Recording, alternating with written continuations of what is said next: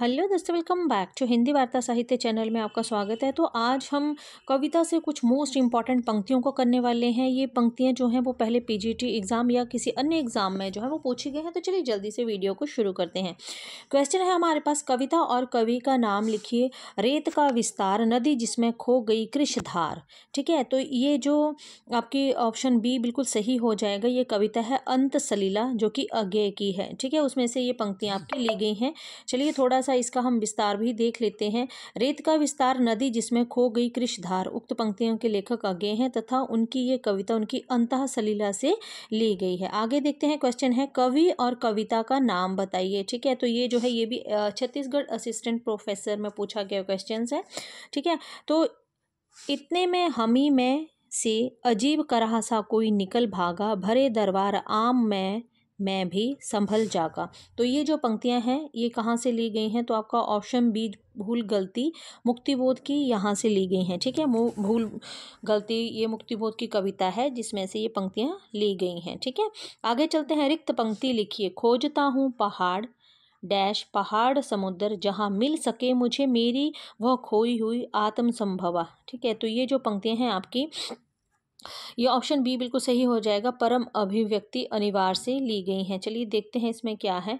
ठीक है, तो इसका जो सही होगा, जहाँ मिल सके मुझे मेरी वह खोई हुई परम अभिव्यक्ति अनिवार्य आत्म संभवा। उक्त पंक्तियां जो हैं ये किससे ली गई हैं? ये जो है ये परम अभिव्यक्ति अनिवार्य द्वारा रिक्त स्थान की पूर्ति हो रही है। किससे हो रही है? परम अभिव्यक्ति अनिसार के द्वारा। ठीक है, और ये काव्य पंक्ति अंधेरे में कविता से उद्धृत की गई है। इसके लेखक गजानन माधव मुक्तिबोध है। अगर बात करें गजानन माधव मुक्तिबोध की, इनका जो जन्म था, तो इनका जो जन्म हुआ था वो हुआ था 1917 ईस्वी में। ठीक है, और जो इनकी मृत्यु हुई थी 1964 ईस्वी में हो गई थी। अंधेरे में जो कविता है ये भी 1964 में ही जो है लिखी गई है, और ये अंधेरे में जो है इनकी लंबी कविता है और अंतिम कविता भी इनकी अंधेरे में ही है। ठीक है, मुक्तिबोध की जो है, मुक्तिबोध की जो अंधेरे में है ये जो है ये चांद का मुंह टेढ़ा में संकलित है। 1964 में ही ये प्रकाशित हुई थी। ठीक है, इसके अंतर्गत ब्रह्म राक्षस और भूल गलती दो अन्य कविताएं जो हैं वो भी चांद का मुंह टेढ़ा में ही संकलित हैं। तो इस तरह से हमने इनके संकलन को भी देख लिया है जो इनका काव्य संग्रह है। ठीक है,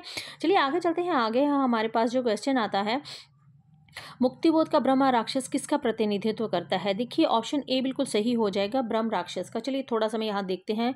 इसके केवीएस पीजीटी 2018 में ये क्वेश्चन पूछा गया है कि मुक्तिबोध की कविता ब्रह्म राक्षस में ब्रह्म राक्षस जो है ये बुद्धिजीवी का प्रतिनिधित्व करता है। ठीक है, ब्रह्म राक्षस किसका प्रतिनिधित्व करता है? तो बुद्धिजीवी का प्रतिनिधित्व करता है। मुक्तिबोध की दो काव्य कृतियां प्रकाशित हुई थी, चांद का मुंह टेढ़ा, ठीक है, 1964 में, और भूरी भूरी खाकदूल। मुक्तिबोध की चर्चित कविताएं हैं अंधेरे में, ब्रह्म राक्षस, अंतःकरण, आयतन और भूल गलती। ठीक है, तो हमने ये पढ़ लिया। अंधेरे में हो गया, ब्रह्म राक्षस हो गया, और इनकी जो भूल गलती आती है ये चांद का मुंह टेढ़ा काव्य संग्रह में संकलित हैं। ठीक है, आगे चलते हैं। मैंने देखा एक बूंद सहसा उछली, सागर के झाग से रंग गई क्षण भर, ढलते सूरज की आग से। उपयुक्त पंक्तियां किस कवि की हैं? तो आपका ऑप्शन अज्ञेय की हैं, बिल्कुल सही हो जाएगा ऑप्शन ए। ये भी केबीएस पीजीटी में पूछा गया क्वेश्चन है। ठीक है, आगे भी देख लेते हैं। लाल आंचल सा पसीना पोंछ दो, बाल पतली उंगलियों से ओंछ दो। ठीक है, ये गिरिजा प्रसाद माथुर का है। ठीक है,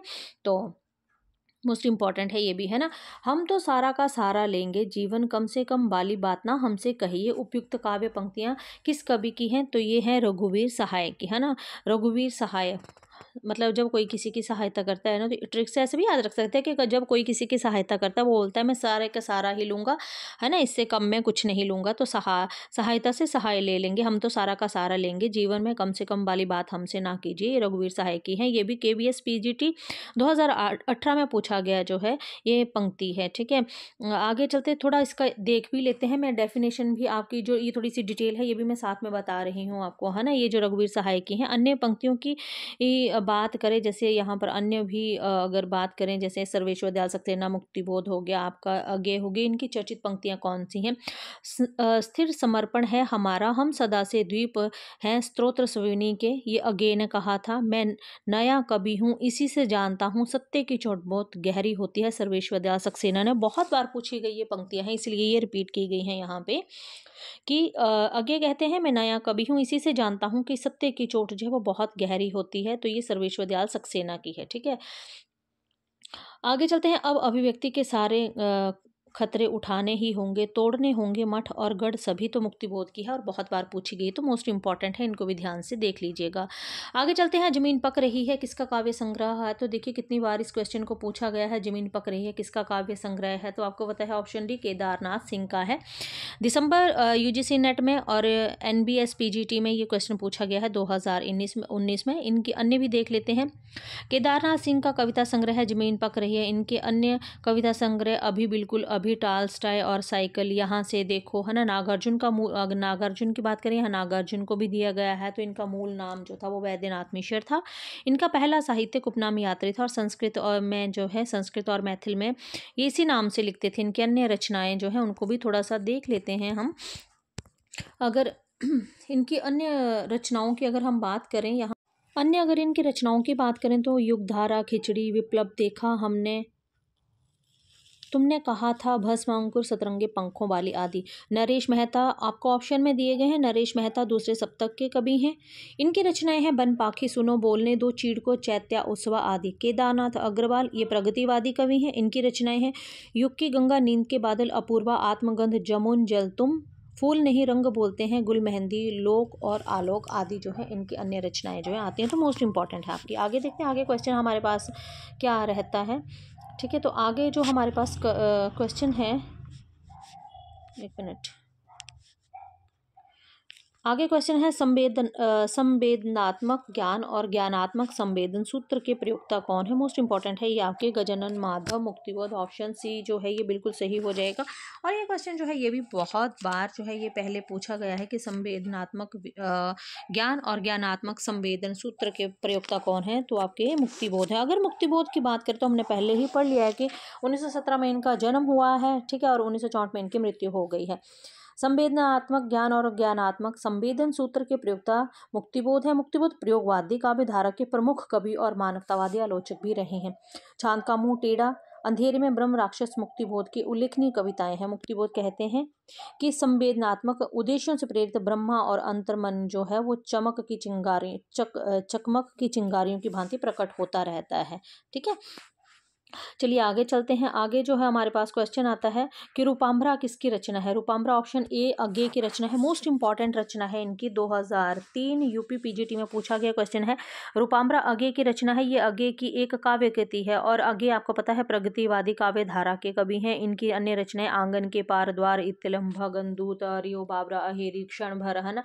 तो इस तरह की जो आती हैं वो आपके अज्ञे की आती हैं। चलिए आगे चलते हैं। आगे जो हमारे पास क्वेश्चन है, निम्न में से कौन जो है वो गिरिजा कुमार माथुर की कृति नहीं है? तो ऑप्शन डी चांद का मुंह टेढ़ा मुक्तिबोध की, हमने इसको बहुत बार डिस्कस कर लिया है। 1964 जो है इसका प्रकाशन वर्ष है। ठीक है, अगर अन्य की बात करें तो जैसे नाश और निर्माण, धूप के दान, पृथ्वी कल्प, है ना, मंजीर, नाश और निर्माण, धूप के दान, शिखा, शिला, पंख चमकीले, छाया मत छूना तुम, भीतरी नदी की यात्रा, अभी कुछ और, साक्षी है, वर्तमान, पृथ्वी कल्प आदि प्रमुख प्रयोगवादी तथा तार सप्तक के कवि गिरिजा कुमार माथुर के काव्य संग्रह की हैं। ठीक है, जबकि चांद का मुंह टेढ़ा, भूरी भूरी खाक, धूल, नमक काव्य संग्रह जो है ये प्रयोगवादी कवि तार सप्तक के जो कवि आते हैं आपके, ये आते हैं मुक्तिबोध की ये रचनाएं आती हैं। ठीक है, आगे चलते हैं। नरेश मेहता को ज्ञानपीठ पुरस्कार किस रचना पर प्राप्त हुआ? तो इनको जो है संपूर्ण रचना क्रम पर जो है ये ज्ञानपीठ पुरस्कार जो था वो दिया गया था। किसे? आपके नरेश मेहता को। ठीक है, 1992 में जो है नरेश मेहता को कब दिया गया था? एक बार मैं यहाँ लिख देती हूँ कि 1992 में जो है नरेश मेहता को संपूर्ण इनकी जो रचनाएं थी, तो संपूर्ण जो इनका रचना क्रम था उस पर ज्ञानपीठ पुरस्कार दिया गया था, ना किसी रचना विशेष के लिए, है ना। इनकी प्रमुख रचनाएं जैसे आती हैं बन पाखी सुनो, प्रार्थना, पुरुष, महाप्रस्थान, बोलने दो, चिड़को, देखना एक दिन आएगा, है ना। तो इस तरह की जो रचनाएं आती हैं वो आपकी इनकी आती हैं नरेश मेहता की। ठीक है, तो आज हम इतना ही डिस्कस करने वाले हैं। अगली सीरीज में हम अगले क्वेश्चंस को डिस्कस करेंगे। तो चलिए मिलते हैं नेक्स्ट वीडियो में, तब तक के लिए बाय बाय। और प्लीज़ चैनल को सब्सक्राइब ज़रूर कीजिएगा अगर वीडियो पसंद आए तो। धन्यवाद।